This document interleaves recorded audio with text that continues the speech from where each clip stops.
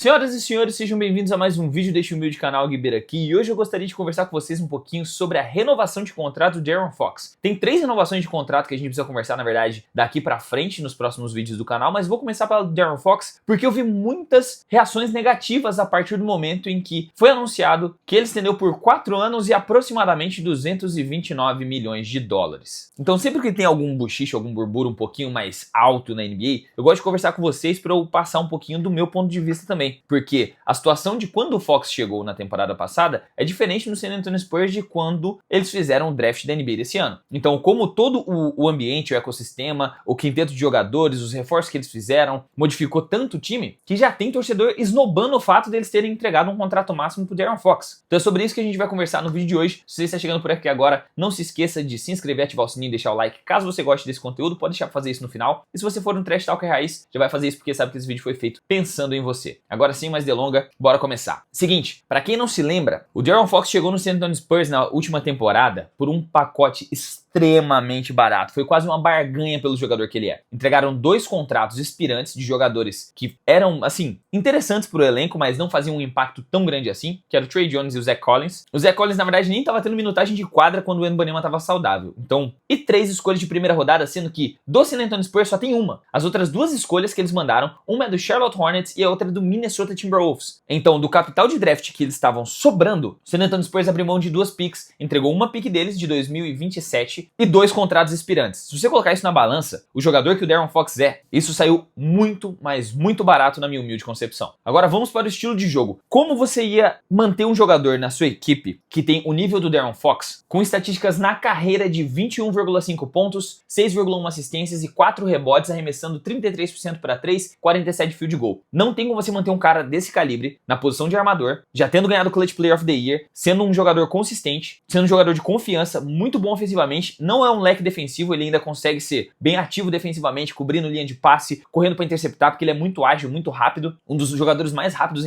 em atividade, inclusive. Não tem como você manter um cara do calibre dele por menos de um contrato máximo, beleza? Vamos começar por aí. Por mais que ele não seja um jogador top 10 da NBA, tem muitos jogadores que também não estão cotados no top 10 da NBA atualmente, nos 2 primeiros times ideais, ou nem nos 3 primeiros times ideais da temporada, que também ganham contratos máximos. Então a gente pode considerar que o contrato que o De'Aaron Fox assinou com o San Antonio Spurs, ele foi pra lá sabendo que ele ia assinar um contrato, ia precisar estender, e o San Antonio Spurs, de acordo que eles entregariam um contrato máximo pra ele. Então até aí não temos nenhuma novidade. Ele foi pro San Antonio Spurs, assinou o contrato máximo que já estava meio que prometido pra ele, e agora, por que as pessoas estão dando rage? As pessoas estão reagindo de forma negativa com a extensão do contrato dele, sendo que há menos de uma temporada atrás estavam soltando fogos e fazendo festas, porque o San Antonio Spurs reforçou com um armador de elite na posição 1, a Raposa e o Alienígena, parece um nome de um livro infantil, porque tudo mudou após o draft de 2025. Mas eu acho que, ainda assim, é uma reação muito exagerada ao draft. Então, o mesmo cara que na temporada passada foi uma baita de uma aquisição, foi uma barganha, chegou no San Antonio Spurs pra somar, ele e o Wemby jogando juntos vai ser lindo de ver. Agora a rapaziada ficou reagindo tão negativamente por causa do draft do Dylan Harper. Unicamente e exclusivamente por causa disso. E eu acho que é um pouquinho pagar demais pro De'Aaron Fox, é um pouco, mas é difícil de você precificar neste exato momento quando tem do seu lado o Devin Booker assinando por 70 milhões de dólares. Ele é um cara mais consolidado nos playoffs, é um cara que tem um histórico maior de chegar até uma final de NBA e tudo mais. Enquanto o De'Aaron Fox tem apenas, acho que 7 jogos de playoffs e ele já tem 26 para 27 anos. Então é bem complicado questão de experiência na pós-temporada. Só que o De'Aaron Fox também não estava em um ambiente favorável para que ele chegasse até uma pós-temporada. Chegou com aquele Sacramento Kings, foi o melhor time do Kings, que depois acabou cometendo erros grotescos com o front office, beleza, eu não quero entrar no mérito do Kings, mas ele teve ainda uma corrida aos playoffs pelo menos, e agora, quem sabe, daqui pra frente ele tenha maiores chances de sucesso ao lado do Wemby, com o Wemby saudável. Mas tá, vamos voltar ao foco do valor, né? 229 milhões por 4 temporadas é meio que o contrato base de um jogador que é considerado uma estrela na NBA. Eu entendo assim, pelo lado negativo, é ruim você pagar isso pra um cara que tem pouca experiência de playoff, só jogou 7 partidas, pra um cara que jogou mal nessa primeira aparição na sua equipe, só que tem também vários contextos por trás dessa baixa performance dele no San Antonio Spurs. Vamos lá, ele jogou 17 partidas, certo? Dessas 17 partidas, ele jogou apenas 5 jogando ao lado do Wemby, apenas 5, em um ambiente totalmente novo, com companheiros de equipe que ele nunca jogou na vida e ainda com uma lesão no pulso e na mão que ele arremessa. Então ele chegou com a mão lesionada, com a mão esquerda, que é a mão do arremesso dele, ainda foi capaz de colocar 19,7 pontos, 6,8 assistências, 4,3 rebotes, porém com um aproveitamento bem ruim para 3 pontos de apenas 27%, quase igual ao do Stephon Castle. Só que ele poderia ter ido melhor se ele tivesse tivesse 100% saudável? Sim. Mesmo ele estando em um ambiente totalmente novo. Ele poderia ter ido melhor também se o Wemby tivesse ficado saudável, pelo menos por mais partidas ao lado dele? Com certeza. O Wemby facilita muito só de estar em quadra, só de estar presente. Então, colocando numa ótica desses 19 pontos, 6 assistências, ele poderia ter ido melhor se ele tivesse saudável, com o Wemby saudável? Se ele não tivesse com lesão, se ele não tivesse que passar por cirurgia, com um ambiente completo? Sim. Então, é muito raso a gente julgar apenas por isso. É melhor a gente olhar pra trás, tipo, fazer uma média do que aconteceu antes, que a realidade é que das 4 temporadas antes da temporada 24-25, as 4 ele teve mais de 20 pontos, sendo 2 mais de 25 pontos por partida, uma que ele ganhou o Clutch Player of the Year e foi citado na corrida de MVP, e só realmente nessa temporada de separação entre ele e o Kings que ele acabou performando um pouco abaixo, mesmo assim ele entregava 25 pontos por partida lá no Kings. É seguro dizer que ele é um cara muito consistente, muito bom ofensivamente. Ele é um jogador que merece um contrato desse. E por que eu falei que é melhor a gente olhar pra trás do que olhar pra frente? Porque é mais garantido você entregar um contrato pra um cara que quer jogar no seu time, que quer jogar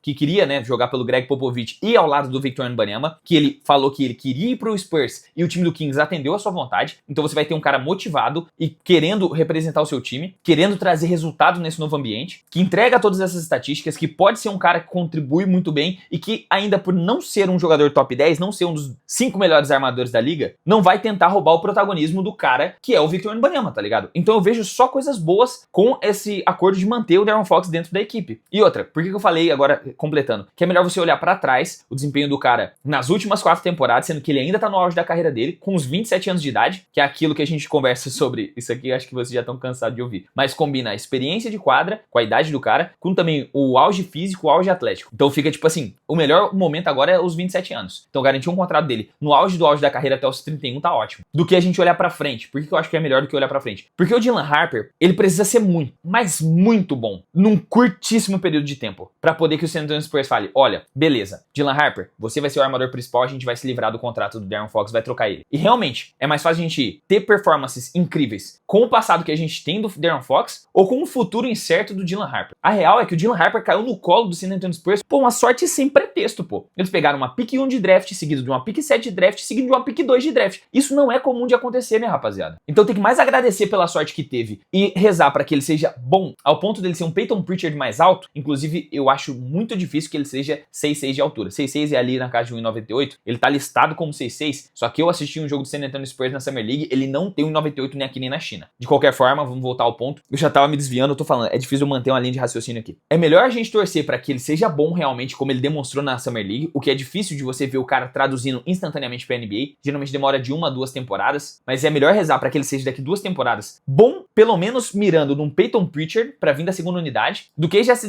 desesperar e falar assim, pô, agora a gente é melhor trocar o De'Aaron Fox. Tem o Stephon Castle, o Rookie of the Year, e tem agora o Dylan Harper. Porque se fosse assim, apenas por previsão de prever o quanto que o cara pode ser bom, o Scott Henderson agora era pra estar voando, dominando com 25 pontos por partida, sabe? E não é isso que tá acontecendo, rapaziada. Na verdade, agora ele vai ser a segunda opção do Damian Lillard de novo. O cara que fez o Damian Lillard sair, agora ele voltou e ele vai continuar sem tanta minutagem, sem ser o cara dominante que tava se esperando. Inclusive, eu era um dos caras que confiava muito que ele ia dominar. Então, basicamente, eu acredito que o Dylan Harper vai ser um jogador competente, mas não é hora ainda do torcedor começar a se desesperar e pensar, vamos abrir mão de tudo e trabalhar com os dois calouros pra poder fazer com que eles se desenvolvam já desde o comecinho da carreira ao lado do Wemby. Eu acho que não é assim. E o que mais me reforça que esse seria um movimento muito arriscado de se manter, é só você pensar que o auge do Dylan Harper e do Stephon Castle pode vir a chegar quando a situação do Wemby vai se complicar. Por quê? Vamos fazer esse mesmo exercício de olhar pra trás. Na história da NBA, quantos jogadores da altura, do tipo físico, da posição do Wembanyama duraram mais do que 5, 6 temporadas no auge? É muito difícil, né? E o Wemby, dá pra ver que ele praticamente já chegou no auge, né? Ele é tão fora da curva que ele chegou fazendo 20 e 10. Ele fez o raspar o cabelo porque ele fez média de 20 e 10 na primeira temporada. Ele continua já nas conversas de defensor do ano, antes mesmo de começar a temporada por mim. Ele, quando tá na quadra, eleva a defesa do time dele pra ser uma das melhores da liga. Ele ofensivamente é praticamente imarcável. Então, um cara como ele, que já chegou nesse ponto, pronto dessa forma na NBA, o San Antonio Spurs não podia perder tempo quando caiu no colo deles uma troca como a do De'Aaron Fox. Então sim, foi uma barganha o que aconteceu. Sim, esse foi o primeiro movimento grande que eles fizeram desde a chegada do Wemby. E se você olhar na época que foi feita a troca do De'Aaron Fox, não tinha um armador melhor disponível, com vontade de jogar no Spurs, que ainda tivesse que reassinar um contrato, que não estivesse ainda sob um contrato máximo, para eles efetuarem uma troca. O San Antonio Spurs talvez não conseguiria entregar o pacote que o Dallas queria para poder trazer o Luka, que pelo que eu me lembre foi o único grande jogador, um armador assim acima do De'Aaron Fox, que trocou de equipe nesse meio tempo. O restante dos grandes armadores da equipe, tudo permaneceram cada um na sua equipe que já está vacinado. Pelo menos todos os que eu me lembro de cabeça, assim, dos melhores, né? Se eu tô esquecendo de algum armador brabo que trocou de equipe, me corrija aqui nos comentários. Então, buscando aproveitar, voltando agora de novo ao gancho de tempo hábil do Wembanyama, buscando evitar que aconteça alguma catástrofe daqui 5 temporadas, eu espero que ele jogue mais 15, sabe? Eu não tô torcendo contra. Mas sabendo do que já aconteceu com outros jogadores da mesma altura dele, eles preferiram aproveitar um jogador que tá no auge, tava disponível, tava com vontade de jogar pela equipe, agora trazer ele e tentar ir se reforçando ao longo do caminho para poder trazer um resultado em pelo menos 2 ou 3 temporadas pra frente do que a gente já viu do Victor Wembanyama nessas 2 temporadas pra trás, que é o certo a se fazer na minha humilde concepção. O San Antonio Spurs foi totalmente prudente nessas trocas e nessas movimentações, assinando jogadores bons na agência livre, do que você apostar que, pô, o time vai mal ainda mais 2 temporadas, vamos tentar reforçar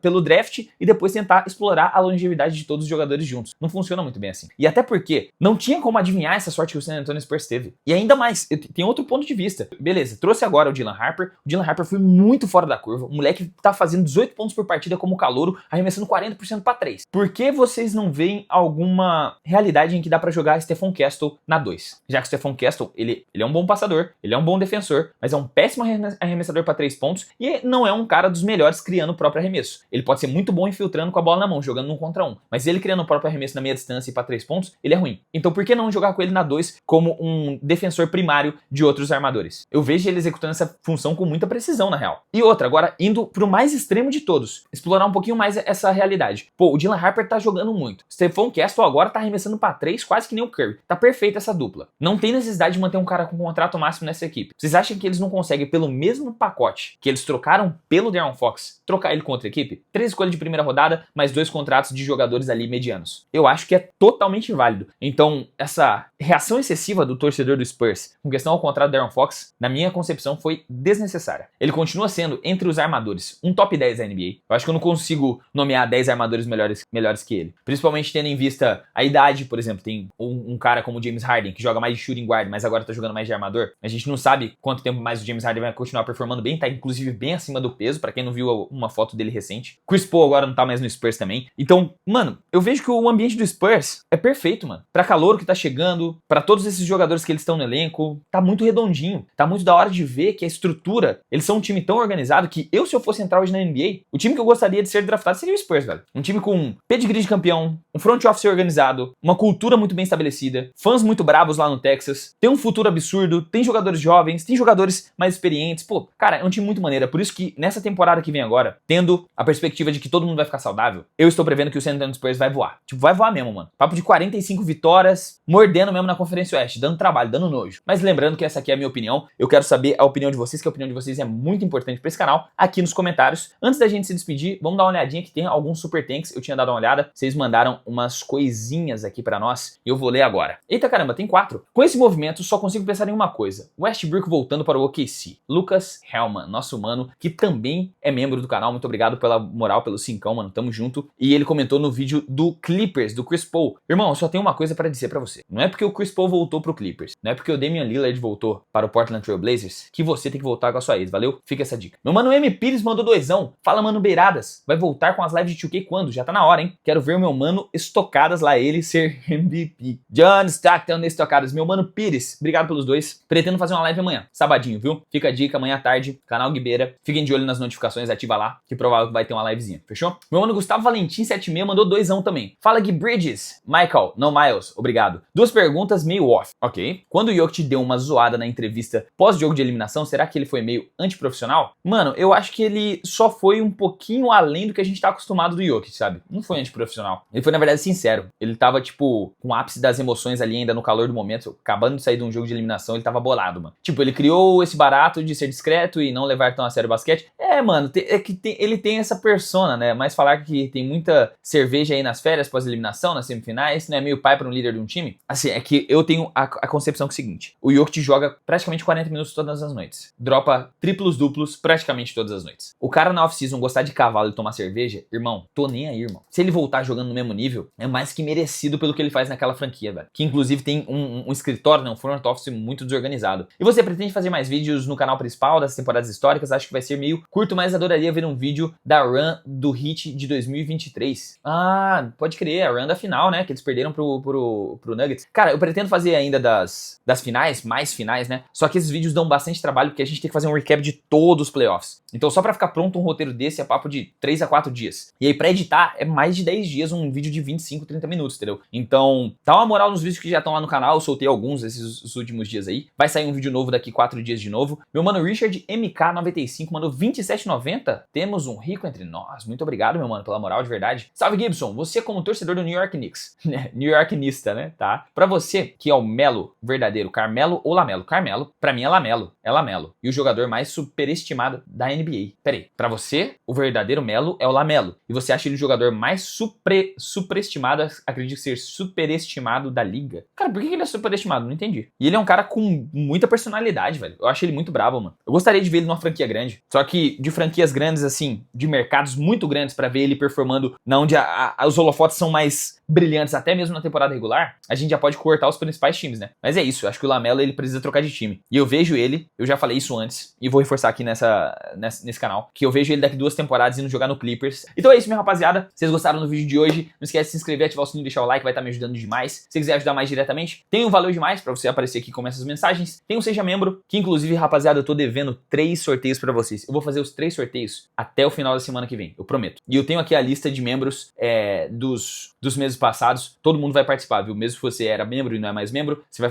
fazer parte desses 3 sorteios que eu vou fazer semana que vem. E se você quiser também ajudar, temos a loja Trash Talk, camisetas oversized, coisa linda. Essa aqui é a do Durant. Eu vou colocar aí pra vocês o videozinho passando na tela. 3 modelos no Drop 3. O link é o primeiro da descrição desse vídeo, então você pode adquirir sua camiseta oversized pra você andar estiloso, apoiar o canal, a qualidade é premium, o tecido é maneiro, a estampa foi criada por mim. É tudo assim, feito nos mínimos detalhes, com o melhor produto pelo melhor preço que eu pude colocar, beleza? É que realmente é um produto de muita qualidade. Quer andar estiloso, quer apoiar o canal, quer ter camisetas exclusivas que você não vai ver outras pessoas usando, tipo, muito raramente você vai encontrar outra pessoa com a mesma camiseta que a sua, até porque são drops limitados. Acesse o primeiro link aqui na descrição e adquira a sua antes que acabe, fechou? Agora sim eu vou ficando por aqui. Muito obrigado pela sua audiência, um forte abraço, até o próximo vídeo e falou!